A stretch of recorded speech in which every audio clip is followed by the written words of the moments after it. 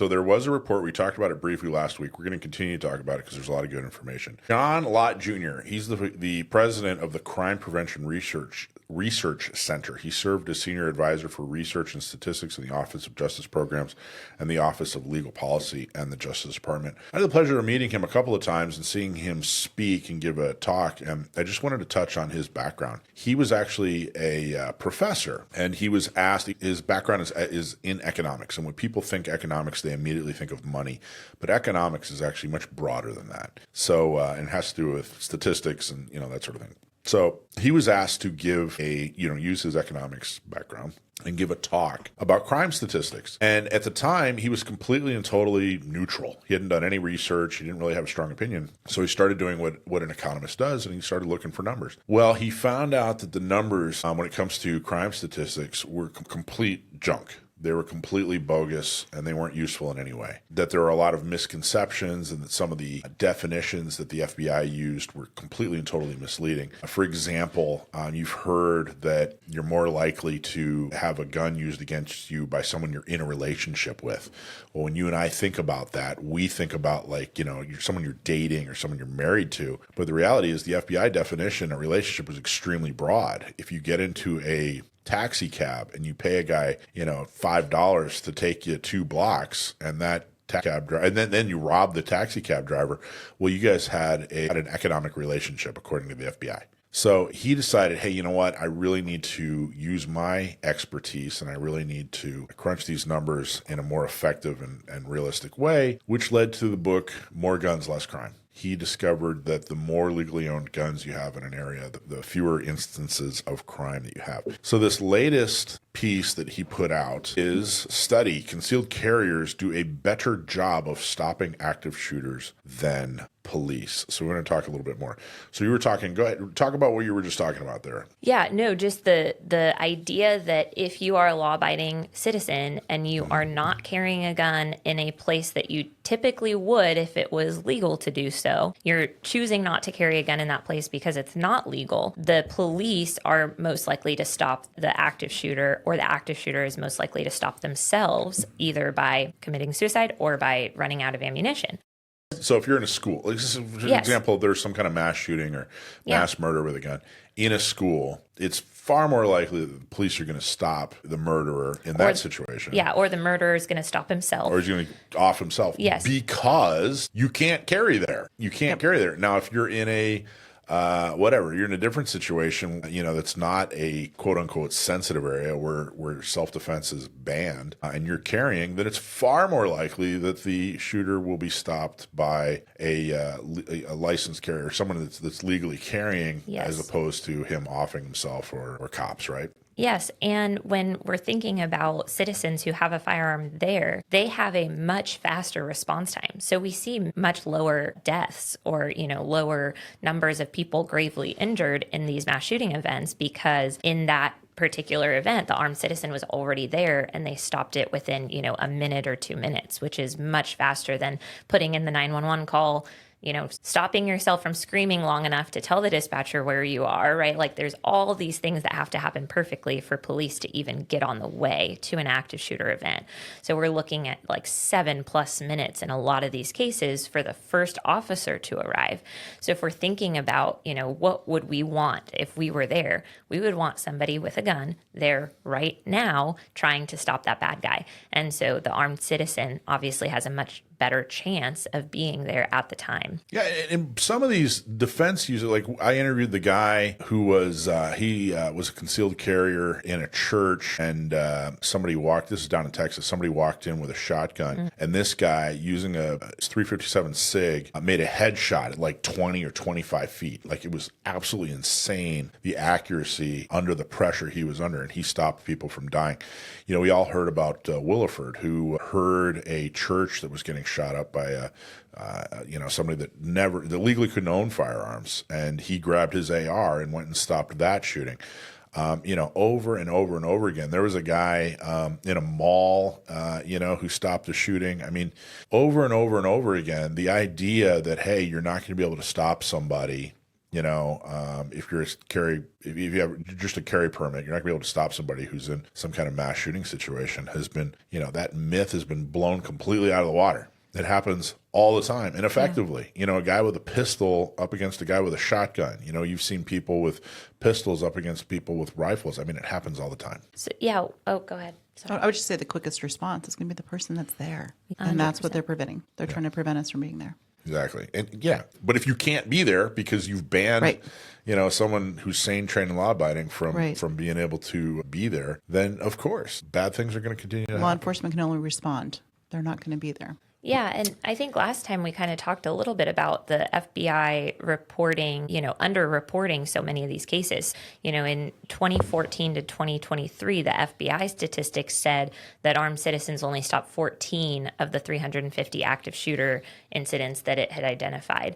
And so when you think about that, you're like, oh, that's a tiny, tiny percentage. But the CPRC actually found that the total was 515 active shooter incidents, so more than that 350, and that armed citizens had stopped 180 of them. So the FBI said in the same time period, 14 good guys with guns stopped bad guys. And in the CPRC study, they found 180 good guys had stopped bad guys with guns. So huge discrepancies there. And I just kind of wanted to talk about a couple of them because I think it's important that we highlight the people and the situations that are creating this, situation to happen, right? So we've got a bad guy who is a 22-year-old man. This was in Florida, sorry. He grabbed a short-barreled rifle from his car and he threatened to start firing into the crowd. People confronted him, but he didn't drop the gun. And a 32-year-old man with a CCW fired his own weapon and struck the young man. First responders pronounced the younger man dead at the scene. That could have been the next Pulse. Horrible, yeah. That could have horribly tragic. That could have been dozens of deaths. And I want to say probably not many of us listening right now had ever heard that story. No. Right? That's not something anybody really talks about. That was just 2 or 3 years ago. I think that was in 2022. We've got another one from that same kind of time period where an Arizona man was at a party and somebody came in and started shooting people. And the man had actually been shot in the head at this 4th of July party. We've talked to him. Really? Yeah. Not only did we talk to him, he was the guest speaker at Gun Prom a couple years ago. That's so awesome. Yeah, he's great. What's his name? Raul, yeah. Yeah, Raul. Barely had any training and was still, and was, critically wounded, I think it's probably accurate to say. And he still fought back and saved his life, saved his family's life. Yeah, and his family was there. He had 2 daughters and a pregnant wife. And, this could have been the type of tragedy. There were 30 people gathered at the party. This could have been the type of tragedy we hear about of, a dozen, 2 dozen, 30 people shot at this, horrible event. And instead, we hardly heard about it. He did get a little bit more press, I think, than the Florida one, maybe because we live so close to Arizona. I know we had kind of heard about this one a little bit more. I've seen him on a lot of interviews and stuff. Good guy. He's now very well trained. He's an NRA instructor. I want to say it affected his eye, I believe. Yes. He lost an eye. He lost an eye. Yeah. He's got a really cool glass one, though. He puts like the pupil and the iris. It's a casing. Bullet. Yeah, it's casing. the bottom of a casing. Yeah, exactly. Well, let's talk about the sensitive area thing for a while because there's an interesting thing that's happening. They're basically places like Firearms Policy Coalition are filing lawsuits to attack the idea of having these sensitive areas where self-defense is banned and you can't carry. The interesting thing that's happening is they're questioning, why is it a sensitive area? Like, what about it? Define what makes an area sensitive. You just don't want guns there, And they're pointing out, like, for example, post offices are sensitive areas where self-defense is banned. And they're questioning, well, wait a minute, what makes this a sensitive area? All you have is, Amazon packages or whatever. You know what I mean? All you have is envelopes. The other thing is there's no security. You're not disarming anybody. You're not there defending anybody. There's no metal detector. It's not secure. It's not sensitive in any way. So why are we just automatically referring to this as a sensitive area? And they're putting the burden on the government to, hey, prove to us why you're banning our rights in this area. And it has to be far more substantial than just, well, gee, we think guns are bad, Like, all right, if something crazy started happening, at least there are people here with that particular job. There's a pretty low probability possibility that people are getting through the metal detectors with firearms on, so I feel at least like they've done a little bit of due diligence here to try to ensure my safety. But someplace like a neighborhood park or the post office or a school with no metal detectors, no armed security, no one there is ready and willing to protect my life if the bell rings or whatever they say, right? So that's the thing that is challenging for me to stomach, is not only are you telling me that I have to remove my firearm and give away the only option I have to protect myself from a stronger violent offender, but you're also not paying somebody to do that on my behalf if it became required. It was interesting. I went to the ER. I took a friend to the ER, or someone was actually, she was having severe headaches, and I dropped her off at the ER, and I went and parked, and she was already in, seeing the doctor. And I went in, and security wanded me. And I told the guy, I said, hey, I got a permit. This was a few years ago, right after I got a permit. And he said, oh, are you on duty? Do you have a badge? And I was like, no, I'm not a cop. I have, he hadn't seen it. There weren't a lot of CCWs issued, at that time. Yeah. So I said, no, I have a carry permit. It's on me, whatever, blah, blah, blah. And the guy said, okay, wait here. No, I don't really know what to do. Hold on. Yeah. So he went and got his boss, which is fine. The boss came over, super cool. He said, hey, we have lockers. You can disarm, you put it in a locker, or you can just go put it back in your vehicle. I said, okay, no problem. I'm going to go back and put it in my vehicle. I'd prefer. So I went and disarmed in the parking lot, put it in my vehicle, lock container, blah, blah, blah, blah, blah. And then I went back in and, we went, saw the doctor, et cetera, et cetera. And then I'm sitting out in the waiting room and I looked at these two guys. Neither one of them were armed. Yeah. And I'm going, wait a minute. Yeah. It's got to be one of us, Right. If it's you or me, I kind of don't care. I'd prefer me, but it can't be both of us. We can't both be disarmed. That's not safer. That's 100%. not better. But I thought it was really interesting. And I walked in, I walked into, an emergency room where the property decided it was a sensitive area and said, hey, I got a gun. And they said, okay, wait right here.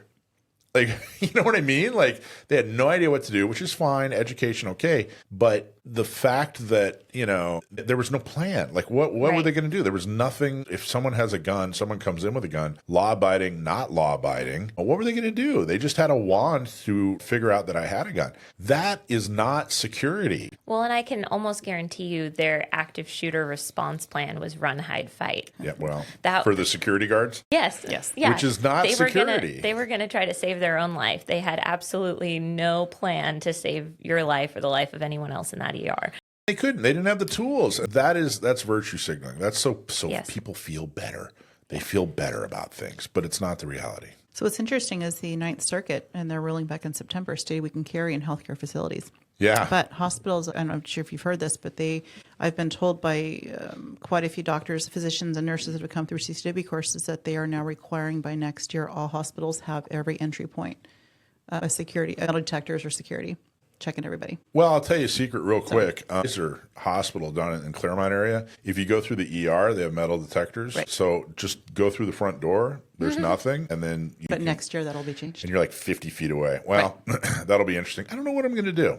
I'm not sure what I'm going to do if I can't defend myself in a doctor's office. Like if they decide to ban my self-defense, you're kind of stuck. I mean, in all honesty, I'm a big proponent of private property rights, and it's their property, so Right. they can decide whether or not they want to let me on. But I'm kind of stuck. I can't go find another healthcare provider, to be perfectly frank. Well, and I think if as law-abiding concealed carriers, if we don't accept that as the status quo, unarmed security protecting my life for me, if we all say, hey, we understand that you're not going to let us carry a gun, but we're going to really adamantly tell you that we will, be way more comfortable with this ruling if you have armed security, if you have, whatever they need to have people with guns there protecting us. I think that could change policy, right? They don't want to lose money, and hiring a couple security guards is not the solution here, obviously, but it could be a step in the right direction. Well, I think there's a legit thought that, well, like I said, if it's both of us, if they're just there to disarm me and they are disarmed, unacceptable, absolutely ridiculous, and we should probably be loud. Fight back about it. against that, yeah. But, maybe there's less of a case to make, if they're saying, hey, look, we got armed security. I don't know. Maybe there's less of a case. It still doesn't mean we have to like it. Yeah. But I can tell you it's unacceptable to go into a place where they're disarming you and they are disarmed. So anyway, we're going to talk more about that study in coming weeks. I think there's still a lot more to pick apart. I think there's still a lot more discussion to have. There you go. That's the study. Check it out. Look it up. Check it out for yourself. It's John Lott study. Concealed carriers do a better job of stopping active shooters than the police. So hey, thanks for watching Gun Owners Radio. I hope you loved that clip. Don't forget to like, subscribe, comment, and follow us on social media, and check out our website at gunownersradio.com.